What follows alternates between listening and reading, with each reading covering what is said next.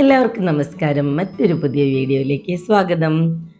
ഇന്ന് നമ്മൾ മാമ്പഴത്തിൻ്റെ വീഡിയോ ആണ് കാണിക്കുന്നത്. മാമ്പഴം എങ്ങനെയാണ് ഒരു വർഷത്തേക്കൊക്കെ കേടാവാതെ സൂക്ഷിക്കുക എന്നുള്ളതാണ്.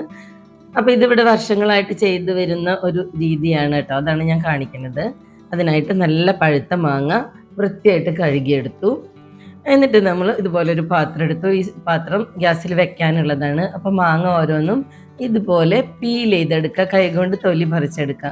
അപ്പോൾ എൻ്റെ മാങ്ങയുടെ തൊലിക്ക് ഇത്തിരി കട്ടി കൂടുതലായ കാരണം അതിൻ്റെ കൂടെ മാങ്ങയുടെ ഫ്ലഷും കൂടി വരുന്നുണ്ട്. അപ്പോൾ ഞാൻ 1-2 ഇങ്ങനെ ചെയ്തിട്ട് ബാക്കിയുള്ളത് കത്തി വെച്ച് തൊലി കളഞ്ഞെടുക്കുകയാണ് ചെയ്തത്. കത്തി വെച്ച് തൊലി കളയുമ്പം നമ്മൾ അതിനകത്തേക്ക് വരെ ഈ ഉപ്പും മുളകൊക്കെ പിടിക്കാനായിട്ട് ഒന്ന് കത്തി കൊണ്ട് തന്നെ ജസ്റ്റ് ഒന്ന് വരഞ്ഞു കൊടുക്കണം കേട്ടോ. അത് വീഡിയോയിൽ കാണിക്കുന്നുണ്ട്. ഇതുപോലെ തന്നെ നിങ്ങളിതൊന്ന് വരഞ്ഞു കൊടുക്കുക. എല്ലാ ഭാഗത്തും നന്നായിട്ട് കുക്കായി വരാനും അതുപോലെ തന്നെ ഉപ്പും മുളകൊക്കെ പിടിക്കാനും വേണ്ടിയിട്ടാണ് ഇങ്ങനെ വരഞ്ഞു കൊടുക്കുന്നത്. പീൽ ചെയ്യാൻ പറ്റുകയാണെങ്കിൽ അതാണ് ഏറ്റവും ബെസ്റ്റ്. അപ്പോൾ നമ്മുടെ മാങ്ങയൊക്കെ ഇവിടെ നന്നായിട്ട് തൊലി ചെത്തി എടുത്തിട്ടുണ്ട്. ഇനി ഈ മാങ്ങയിലേക്ക് 1/2 ടീസ്പൂൺ മഞ്ഞൾപ്പൊടിയാണ് ഇട്ട് കൊടുത്തിട്ടുള്ളത്. അതുപോലെ തന്നെ 1 ടീസ്പൂൺ മുളക് പൊടി ഇട്ടിട്ടുണ്ട്. ഇതിൻ്റെ അളവിനൊന്നും അങ്ങനെ കൃത്യമായ കണക്കൊന്നുമില്ല. നമ്മൾ കറി വയ്ക്കുമ്പോൾ വീണ്ടും മുളക് പൊടി, മഞ്ഞൾപ്പൊടി, ഉപ്പൊക്കെ ചേർക്കുന്നത് കൊണ്ട്. അതുപോലെ ഒരു 2 ടീസ്പൂൺ ഉപ്പും ചേർത്തിട്ടുണ്ട്. ഇനി ഇതിലേക്ക് ഒരച്ച് ശർക്കര ഞാൻ ഇട്ട് കൊടുക്കുന്നുണ്ട്. നമ്മുടെ വീട്ടിലെപ്പോൾ ചെയ്യുമ്പോഴും ഇതുപോലെ ശർക്കര ഇട്ടിട്ടാണ് ചെയ്യാറുള്ളത്. നല്ല മധുരമുള്ള മാങ്ങയാണെങ്കിൽ ശർക്കര ഒഴിവാക്കാം. എന്തായാലും ശർക്കര ഇട്ടിട്ട് ചെയ്യുമ്പം മാമ്പഴ പുളിശ്ശേരി വയ്ക്കുമ്പോൾ ഒരു പ്രത്യേക ടേസ്റ്റ് വരാറുണ്ട് കേട്ടോ. ഇനി 1 കപ്പ് വെള്ളം ഒഴിക്കുക. വെള്ളത്തിൻ്റെ അളവ് വളരെ കുറവാണ് ആവശ്യമുള്ളൂ. മാങ്ങയുടെ ജ്യൂസൊക്കെ വന്നിട്ട് വീണ്ടും വെള്ളം അതിൽ നിറയും.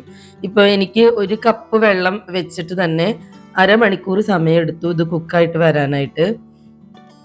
ഇതിപ്പോൾ അടച്ച് വെച്ച് വേവിച്ചു. ഇനി തുറന്ന് നോക്കുമ്പോൾ കുറച്ച് മാങ്ങയൊക്കെ മേലെ കിടക്കുന്നില്ലേ, അതിനെ താഴേക്ക് മാറ്റിയിടുക. എല്ലാ മാങ്ങയും ഒരേപോലെ തന്നെ വെന്ത് വരണം. അപ്പോൾ അതിനായിട്ട് മേലെ കിടക്കുന്ന മാങ്ങേനൊക്കെ നമ്മൾ അടിയിലേക്ക് തട്ടിയിട്ടു. അങ്ങനെ എല്ലാ മാങ്ങയും നന്നായിട്ട് വെന്തിട്ട് വെള്ളം വറ്റി ഇങ്ങനെ വരണം. അപ്പോൾ അതുവരെ ഇതൊന്ന് മീഡിയം ഫ്ലെയിമിൽ ഗ്യാസിൽ വെക്കുക. വെള്ളം വറ്റാറാവുന്ന ആ സമയത്ത് കുക്കായി കഴിഞ്ഞാൽ ഹൈ ഫ്ലെയിമിൽ വെച്ചിട്ട് വറ്റിച്ചെടുക്കാൻ പറ്റും. ഇപ്പോൾ ഇത് അരമണിക്കൂർ കഴിഞ്ഞപ്പോൾ എൻ്റെ എല്ലാ മാങ്ങയും ഒരുവിധമൊക്കെ വെള്ളം വറ്റി വന്നിട്ടുണ്ട്, വെന്തിട്ടുമുണ്ട്. ഇനി ഇതുപോലെ ഡ്രൈ ആയിട്ടുള്ള ഒരു ഫ്രിഡ്ജ് സേഫ് ആയിട്ടുള്ള പ്ലാസ്റ്റിക് പാത്രം എടുക്കുക. അതിലേക്ക് ഈ മാങ്ങയൊക്കെ ചൂടാറി കഴിഞ്ഞാൽ ഇതുപോലെ നിരത്തി വെച്ച് കൊടുക്കുക. ഇതിന് പകരം സിബ്ലോക്ക് കവർ യൂസ് ചെയ്യാം. ഞാനിവിടെ പാത്രമാണ് എടുത്തിട്ടുള്ളത്. അപ്പോൾ എനിക്ക് കൃത്യമായിട്ട് ഈ ഒരു പ്ലാസ്റ്റിക് പാത്രത്തിലേക്ക് നിറച്ചുള്ള മാങ്ങയാണ് കിട്ടിയിട്ടുള്ളത്. അപ്പോൾ കുട്ടികളൊക്കെ വരുന്നത് ഈ മാങ്ങയൊന്നും കിട്ടാത്ത സമയത്താണ്. അപ്പോൾ അവർക്കൊക്കെ മാമ്പഴ പുളിശ്ശേരി വെച്ച് കൊടുക്കാറുള്ളത് ഇതുപോലെ സൂക്ഷിച്ച് വെച്ചിട്ടുള്ള മാങ്ങ ഉപയോഗിച്ചിട്ടാണ്. മാമ്പഴക്കാലത്ത് ഒരുപാട് മാങ്ങ ഇങ്ങനെ വേസ്റ്റ് ആയി പോകുമല്ലോ. അപ്പോൾ അത് ഇതുപോലെയൊക്കെ സ്റ്റോർ ചെയ്ത് വെച്ചാൽ നമുക്ക് പിന്നീടും ഉപയോഗിക്കാൻ പറ്റും. ഇപ്പം മാങ്ങ കംപ്ലീറ്റ് ആ പാത്രത്തിനകത്ത് നിരത്തി വെച്ചിട്ടുണ്ട്. ഇനി ഒരു ക്ലിങ് ഫിലിം ചുറ്റിയിട്ട്, അത് നിർബന്ധമില്ല, എന്തായാലും അങ്ങനെ ചെയ്താൽ കുറച്ചും കൂടി സേഫായിട്ടിരിക്കും. ഇനി ഇത് ഫ്രീസറിലാണ് വെക്കുന്നത്. 1 വർഷമൊക്കെ കഴിഞ്ഞിട്ട് ഞാൻ ഉപയോഗിക്കാറുണ്ട്. അപ്പം മാമ്പഴത്തിൻ്റെ വീഡിയോ എല്ലാവർക്കും ഇഷ്ടപ്പെട്ടാൽ താഴെ കമൻറ്റ് ബോക്സിൽ വരിക. മറ്റൊരു വ്ളോഗിൽ നമുക്ക് വീണ്ടും കാണാം. Thanks for watching. ബൈ.